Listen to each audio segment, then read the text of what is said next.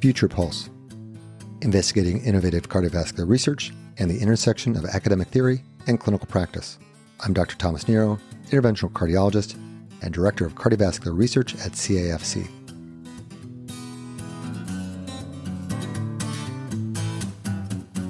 Good afternoon and welcome to Future Pulse. Today I have the great pleasure of speaking with Dr. Peter Toth. Dr. Toth is the Director of Preventive Cardiology at CGH Medical Center and a professor of medicine at the University of Illinois and an adjunct professor of medicine at Johns Hopkins. He is also the outgoing president of the American Society of Preventive Cardiology. Dr. Toth may be the one person that I would like to be stuck on a desert island with, given the breadth of his knowledge and his experience. So thank you, Dr. Toth, for joining us today. Well, thanks, Tom. Thank you. So there's a lot of controversies in medicine that you are uniquely able to answer because of your understanding of not just where we are clinically, but where we are as far as where the research is and where the research is going. And one of the big questions right now is we're close on cracking the code for lowering LDL cholesterol. We have multiple medications that can get our LDLs down to 40 or 20. The question now is really, how low do we go? Which therapies do you choose? And is there really ever really a too low? Yeah, that's actually an extremely important question in the year 2023, because we've learned, in fact, that LDL is essentially spent garbage lipid. There really isn't much you do with it, and it's the end product of ApoB containing lipoproteins.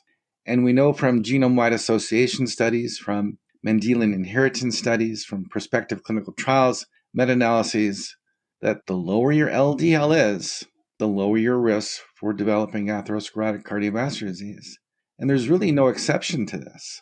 No matter what the genetic polymorphism is that gives rise to a lower LDL, risk is proportional to the circulating level of LDL. So the better the job you do of clearing LDL from your systemic circulation, the lower the risk, because bottom line is LDL winds up in two places, either the subendothelial space in arteries or it's cleared by your liver. Yeah, it can circulate for a while, but ultimately it has to be compartmentalized. So why do I say it's just spent garbage lipid and there isn't much you do with it? It's because every somatic cell in your body has the capacity to produce its own cholesterol. Then people cite, well, how about steroidogenic tissue? Well, in fact, all steroidogenic tissue expresses HMG CoR reductase. But if they need an extra cellular reservoir of cholesterol, it's actually derived from HDL, not LDL, because all steroidogenic tissue highly expresses SRB1 scavenger receptor B1, a well-known HDL lipoprotein receptor. It begs the next question, what is a truly physiologic LDL? And we've come a long way with that. And we've come a long way because there have been a lot of nonsensical misconceptions out there about LDL. And we finally have the wherewithal to ask the question in a scientific way. So let's start by looking at the log linear relationship of LDL and the hazard ratio for an ischemic heart disease-related event, as shown by the NCEP, the National Cholesterol Education Program white paper in 2005. There they showed that the y-intercept of 1, meaning no excess hazard for an ischemic heart disease-related event, occurred at an LDL of about 38. Now, it just so happens that when you look at hunter-gatherer populations from around the world, typically their LDL is between 35 and 50. Now, if we were meant to have LDLs of 130 or 100 or 70, you wouldn't see the epidemic of ASCVD worldwide that you currently observe. We were not meant to have these LDLs. The human mind has propelled us forward in ways that has outstripped evolution's capacity to keep up with us. And we haven't evolved the means by which to organically clean up the mess of this LDL, and hence there is disease. So is this true? And I would have to say the answer is yes, because every time you look, the lower you go, the lower the risk. And we know based initially on the cholesterol treatment trialist collaboration, the meta-analytic line that they derived, the relationship between LDL and cardiovascular events, it goes through zero. A beautiful meta-analysis that was subsequently performed in the Netherlands by the Kastelein group showed that, in fact, when you look at patients on statin therapy and you look at attained LDL as a function of risk, it's a beautiful straight line between 25 and 200 milligrams. There's no plateauing, there's no J curve, it's a straight line. So, what's the most appropriate way to view LDL? It's a vascular toxin. And the better the job you do of getting rid of it, the lower the risk for hazard, the lower the risk for toxicity, illness.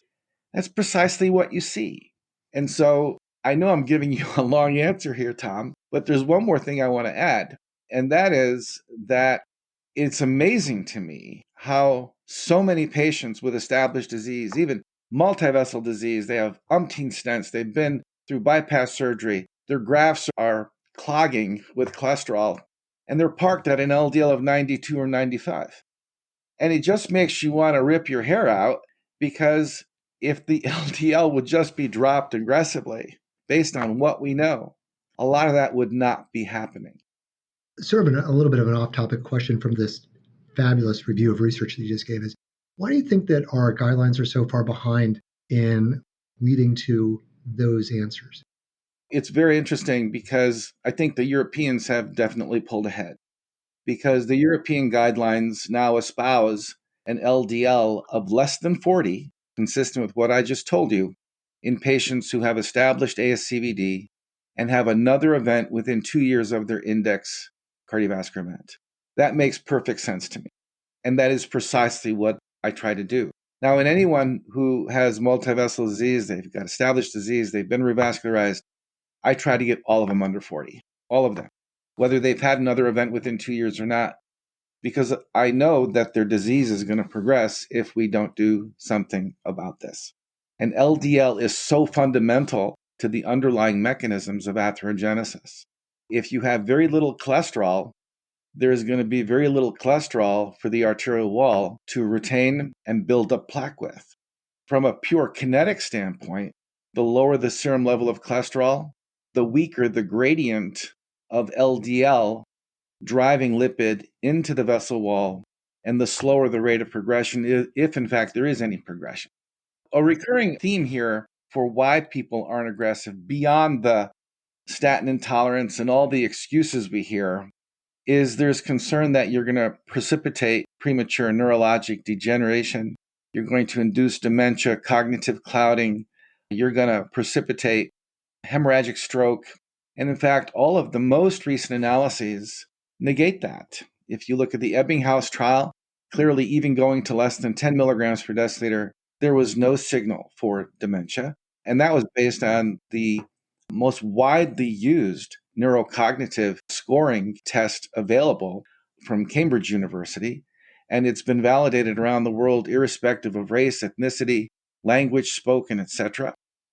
But I think what was even more impressive from the Ebbinghaus trial was that when patients filled out self-assessment questionnaires, even they themselves found no change in their overall cognitive capacity or capacity to execute executive functions critical to problem solving or everyday life.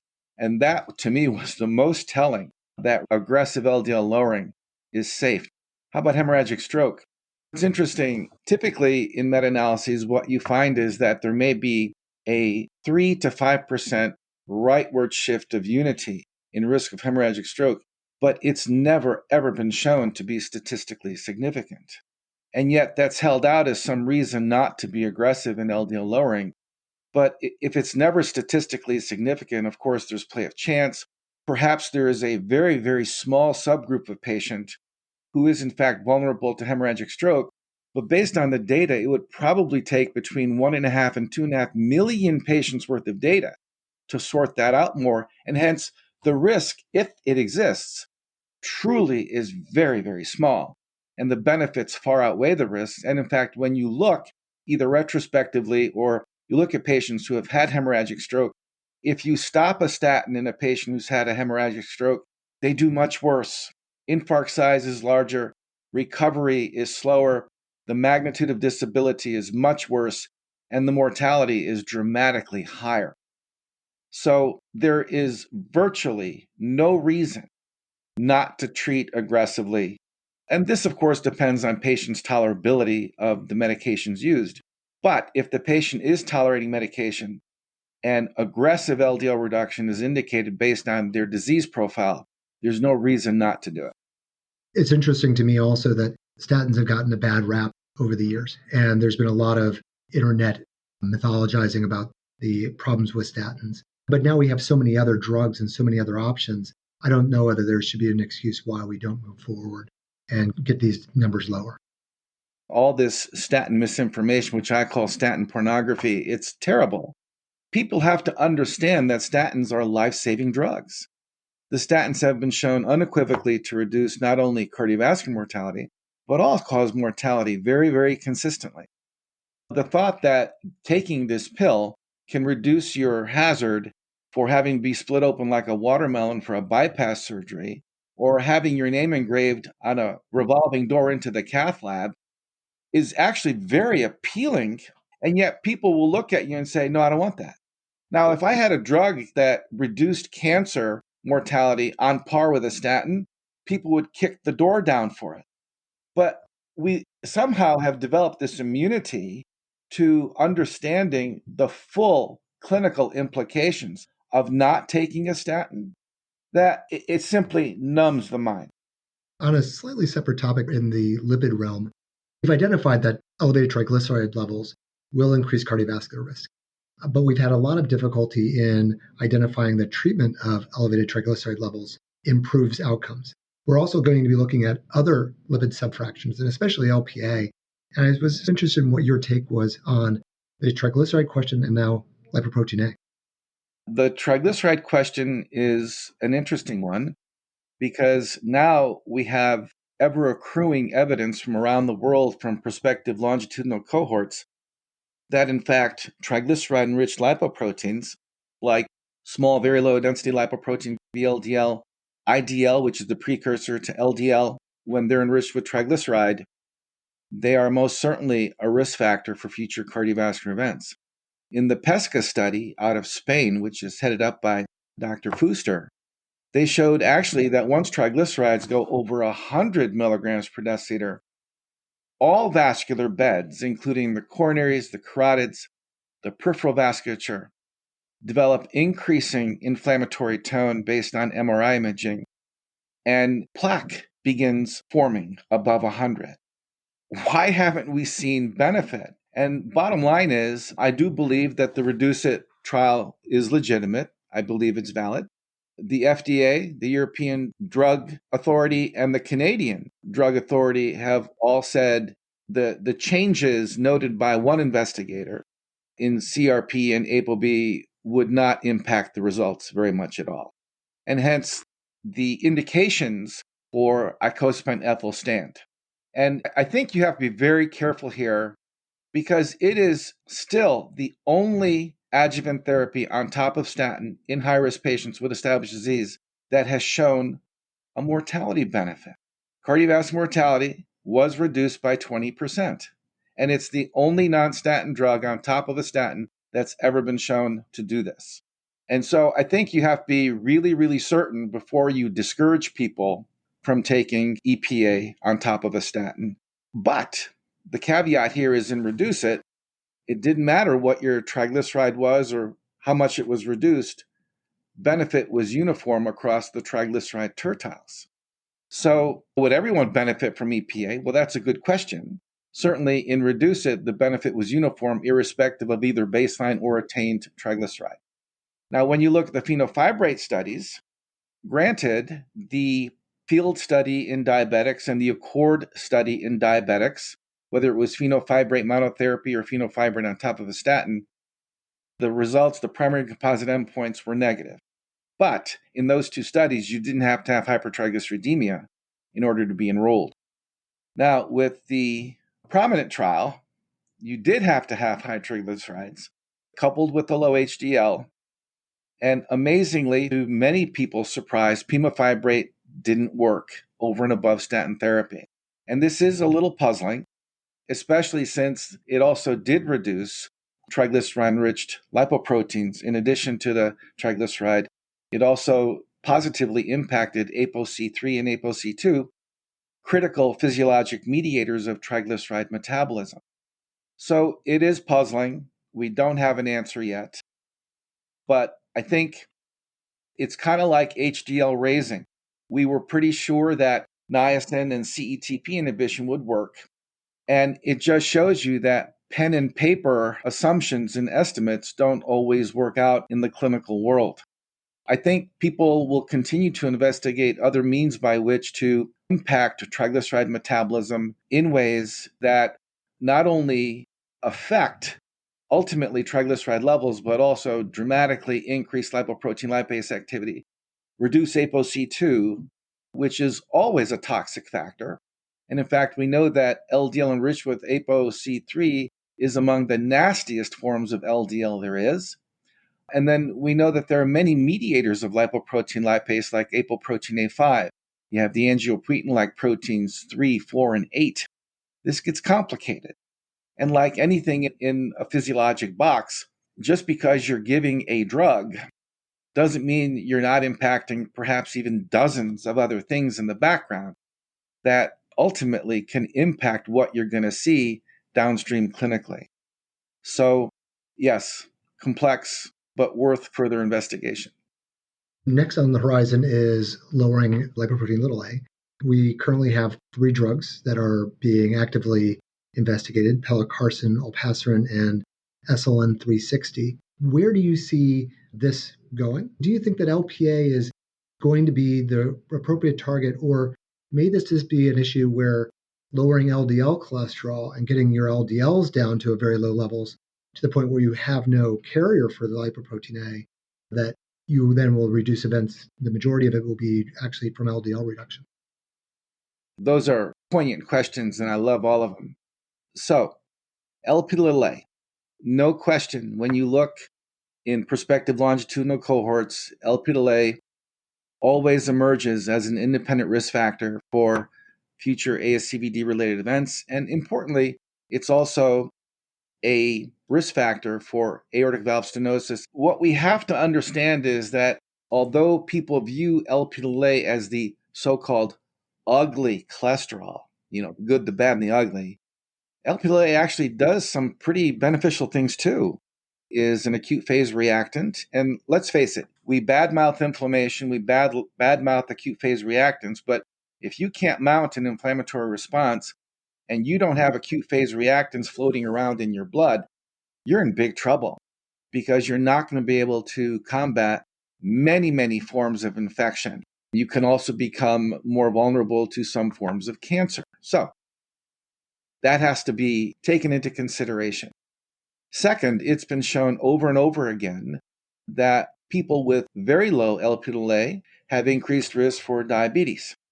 And in fact, in the Odyssey outcome study, they did see a signal among people that when Lp(a) was reduced aggressively, in fact, there was a dose-response relationship between magnitude of Lp(a) reduction and risk of new onset type 2 diabetes. Now, why that relationship exists, we don't know yet. It is being looked at. Lp(a) participates in wound healing. It participates in some forms of neovascularization. And some forms of cancer are actually more prevalent in people with very low Lp(a). So when people get excited about this messenger RNA silencing approach or this antisense oligonucleotide drop Lp(a) 90 to 95%, they get excited. And I say, okay, that's fine. But ultimately, is that too much? Because when we do clinical trials, typically we throw a nuclear weapon at an issue because ultimately we don't know what the sweet spot is. Now, sometimes we do, but that's rare. We don't know what the sweet spot is between really doing good and perhaps tipping over to the side where you're not doing as much good as you thought. So throwing a nuclear weapon at Lp(a), I'm hopeful it works, but if it doesn't, I won't necessarily be surprised, Tom. And then the other factor is which isotype of Lp(a) will be impacted most. Now for the question of the approaches. I don't think there's going to be, if it works, I don't think there's going to be too much difference between using an antisense oligonucleotide or using a silencing messenger RNA approach. because both utilize the N-acetylgalactosamine, the triantennary N-acetylgalactosamine head group to facilitate concentrating the drug inside the liver, and both give very proportional levels of ApoA biosynthesis inhibition. And so the magnitude of Lp(a) reduction will be pretty identical. So I don't think the actual mechanism matters that much. What matters is lowering it. I think it's reasonable to be enthusiastic about the Lp(a) trials, but I'm skeptical. And of course, if they're positive, I'll be excited and be happy to use the drugs. Quick question on that. There was some liver toxicity seen in a number of the other antisense oligonucleotide studies in the past. And that was more of the question, not of effectiveness on lowering LPA, but really it's going to be about the question of whether there's going to be other off-target effects or side effects that we're going to be worried about. Sure. They're in phase 3. So obviously the ASO for Lp(a) made it past phase 1 and 2. So the toxicity threshold was still in an acceptable range. We'll see what the clinical trials show. Mipalmersen actually was not removed from the U.S. market because of liver toxicity. It was more the skin reactions following injections. They're both in play, both approaches, and we'll see. And what is your take on whether or not we're going to have to treat LPA in patients who get their LDLs down less than 30? Currently, for patients who aren't interested in the clinical trials, one of the things I've been very aggressive in doing is lowering their LDLs with the idea that if there's nothing to carry the lipoprotein(a), then that won't be as effective or as clinically important to them. That's a great question. I don't think we know the answer. Now, one hint, and this analysis has been criticized, but I think one hint comes from the Fourier trial. Michelle O'Donoghue published a very nice analysis in Circulation, which showed from Fourier that among patients in the highest quartile of Lp(a), the evolocumab therapy did contribute to a significant Lp(a) reduction, which in those patients did contribute to overall risk reduction. In Fourier, the median attained LDL was 26. So maybe, because obviously it's a post hoc analysis, we need confirmation in a pre-specified prospective study, maybe dropping Lp(a) even when LDL is under 30 will provide incremental risk reduction. And I'm hopeful.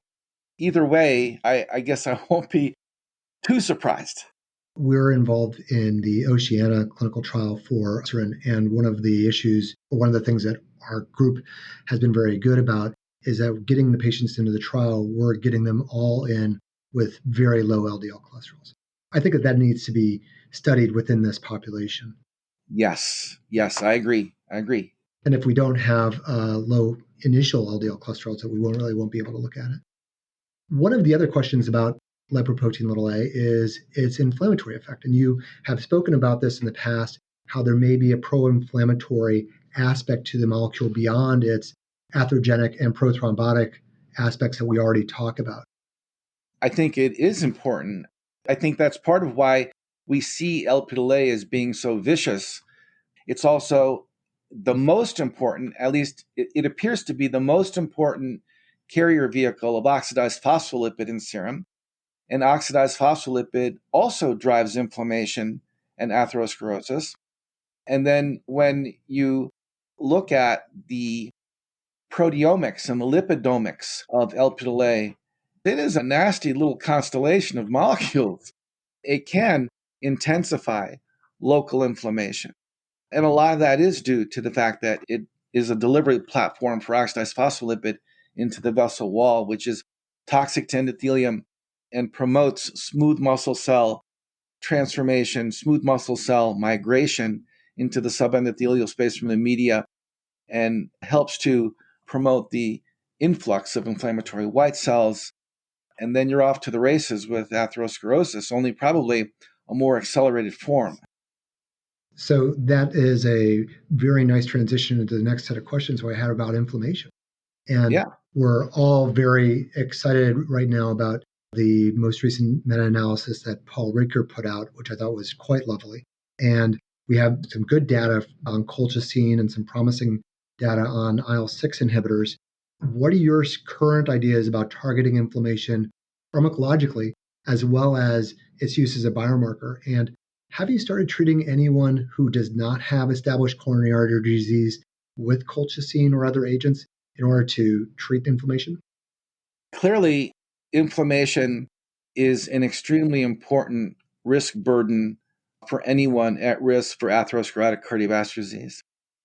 We know from the CANTOS trial using an interleukin 1 beta monoclonal antibody that irrespective of lowering or adjusting any level of serum lipoprotein, just attenuating the availability of interleukin 1 beta provided a 15% incremental risk reduction over and above statin therapy. Now, that's pretty darn good just for interfering with or attenuating the intensity of inflammation.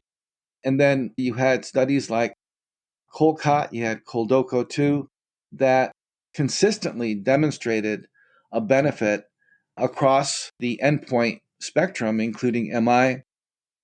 Interestingly, particularly for stroke, the stroke signal is always very strong, and it's stronger than the one for MI. And then you also see a strong signal for reducing risk of revascularization.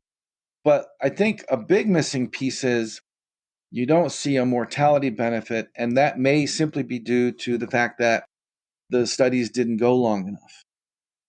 Given those findings, the ESC has supported the use of low-dose colchicine in patients with established ASCVD who keep having events despite the fact that their overall risk factor burden is well controlled. The Canadian Drug Committee also did recently approve the use of low-dose colchicine for patients who have sustained an acute MI. What's interesting is that when you look carefully at studies like COLCOT and LODOCO 2, you didn't necessarily have to have a high CRP. And in fact, when they looked at the subgroup in LODOCO 2 who had a median CRP of 1.5, they also had the same level of benefit. So do you have to have heightened systemic inflammatory tone in order to benefit from colchicine? I think that's a little bit of a question right now. But the fact of the matter is it consistently works.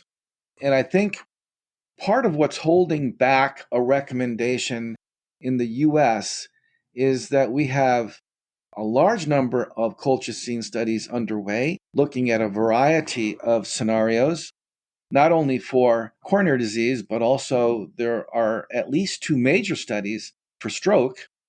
And there have been a couple of meta-analyses that have suggested an increase in all-cause mortality. In fact, one showed a 32% non-significant increase in all-cause mortality.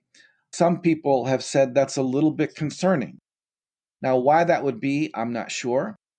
But I think we need guidance from ACC/AHA. We need guidance from the FDA. And I think, although it's likely that colchicine is safe, it's clearly efficacious, people are still a little gun-shy to use it apart from more formal recommendations in the form of guidelines or FDA guidance. I am actually starting to use it in patients who have residual hsCRP elevations if they've had aggressive atherosclerotic disease. Do you ever look at hsCRP reduction as a target for whether or not you've been successful with your lipid lowering? In fact, I do.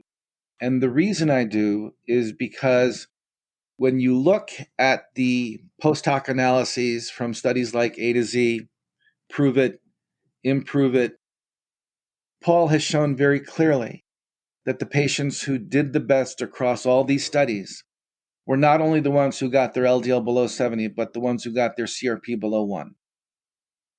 And granted, not everyone can get their CRP below 1, but there is a gradient of risk attributable to residual inflammatory tone. And the CRP is the best marker we currently have, the best investigated marker we currently have to allow us to follow this.